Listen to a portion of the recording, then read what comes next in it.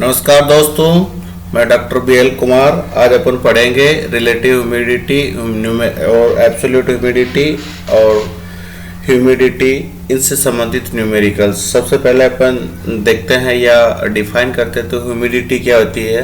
Humidity होती है water vapour content in the atmosphere. जो भी वायुमंडल में नमी या पानी का कंटेंट होता है, water content in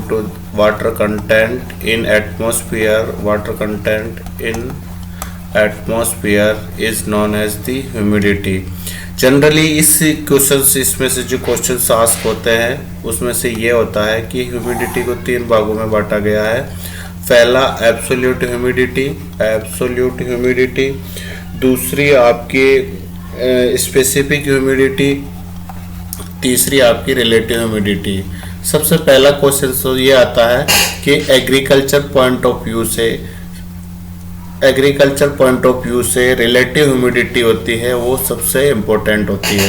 दूसरा क्वेश्चन ये आता है कि इनमें से अलग अलग यूनिट क्या है, किसकी यूनिट क्या है। ये हमेशा कई बार JRF, SRF, net, AO, AAO, supervisor सारे एग्जाम्स में इसके क्वेश्चंस पूछे जाते हैं। कई बार देखने को क्वेश्चंस मिला। जैसे मैं आपको यूनिट्स एक बार नोट करवा देता हूँ कि एब्सोल्यूट ह्यूमिडिटी की जो यूनिट होती है वो ग्राम पर मीटर क्यूब और ग्राम पर सीसी, दोनों बात एक ही है। ग्राम पर क्यूबिक सेंटीमीटर और ग्राम पर मीटर क्यूब। अगली जो आपकी स्पेसिफिक ह्यूमिडिटी आती है वो ग्राम पर केजी आती है।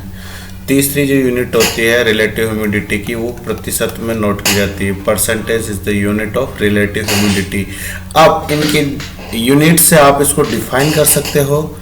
डिफाइन के साथ साथ इससे संबंधित जितने भी न्यूमेरिकल्स है वो आप सोल्व कर सकते हो। सबसे पहले अपन एब्सोल्यूट ह्यूमिडिटी की बात करेंगे। तो यूनिट से ही पता चल रहा है कि gram of water in metre cube, यानी 1 मीटर क्यूब में कितना ग्राम पानी है, ये आपका एब्सोल्यूट ह्यूमिडिटी। स्पेसिफिक ह्यूमिडिटी में आपको नाम यूनिट से पता चल रहा है कि ग्राम ऑफ वाटर और नमी और मॉइस्चर इन केजी एयर, कितने किलोग्राम, 1 किलो एयर में कितना, 1 किलो हवा में कितना ग्राम पानी है या कितना ग्राम नमी है।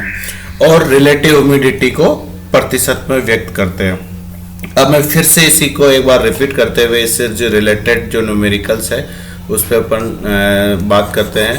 पहला न्यूमेरिकल्स जो आता है अपना एब्सोल्यूट ह्यूमिडिटी पे, जो एग्जाम्स में कम आता है लेकिन फिर भी may be sometimes asked by in during various examinations. जैसे कि अपन बात करते हैं सबसे पहले उदाहरण के लिए तीनों ह्यूमिडिटीज़ के अपन सॉल्व यहीं पे एक ही पेज पर सॉल्व करेंगे। पहला जो आपका आएगा, पहला जो न्यूमेरिकल आएगा एब्सोल्यूट ह्यूमिडिटी में, जैसे कि मैं एग्जांपल के लिए बात करता हूं कि 10 ग्राम वाटर वेपर, कितनी, 10 ग्राम वाटर वेपर, 10 ग्राम मॉइस्चर और मॉइस्चर कंटेंट कितने में, 2 क्यूब मीटर में, 2 क्यूबिक मीटर में। तो अब इसका जो आंसर अपना आएगा 10 मीन्स ग्राम पर केजी, ग्राम मॉइस्चर कंटेंट और 2 मीटर क्यूब में। तो इसका जो आंसर आएगा वो 5 ग्राम पर मीटर क्यूब और ग्राम पर सीसी 5। ठीक है, ये आपका एब्सोल्यूट ह्यूमिडिटी का न्यूमेरिकल्स हुआ। दूसरा जो न्यूमेरिकल्स आता है वो आपका स्पेसिफिक ह्यूमिडिटी का। स्पेसिफिक ह्यूमिडिटी में आपने नाम से स्पष्ट है कि इसकी जो यूनिट होती है ग्राम पर केजी, ग्राम पर किलोग्राम। अब मैं आपको एग्जांपल्स के लिए आपको बताता हूं कि वाटर वेपर जो है जो 4 किलोग्राम्स है, 4 किलोग्राम्स वाटर वेपर है और मॉइस्चर कंटेंट है, और ये अपने 20 किलो एयर में, 20 ग्राम एयर में, कितना, 20 ग्राम टोटल वाटर वेपर 4 kg, उसके अंदर 20 ग्राम आपका वाटर वेपर कंटेंट है या मॉइस्चर कंटेंट है। तो अब इस न्यूमेरिकल्स में जो फॉर्मूला होगा उसका weight of water vapour divide by weight of air including water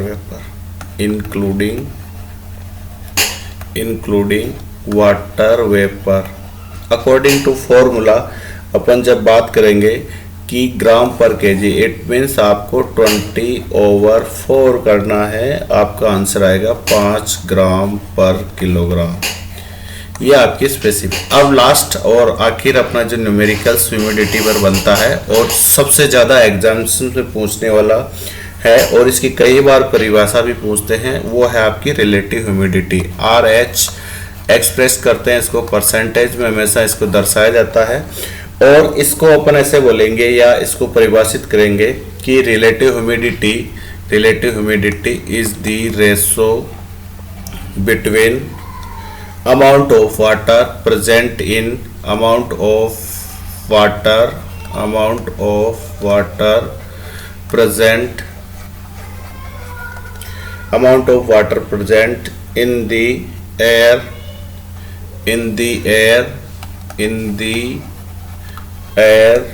and amount of water required for saturation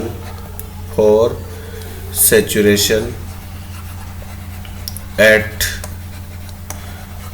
particular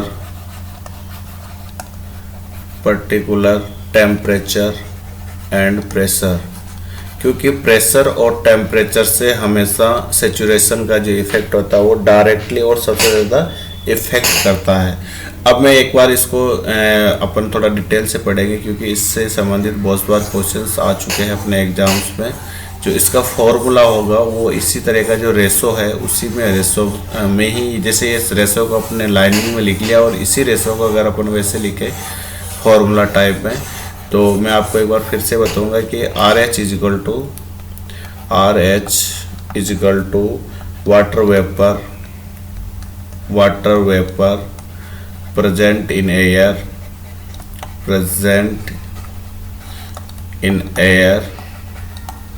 or required for saturation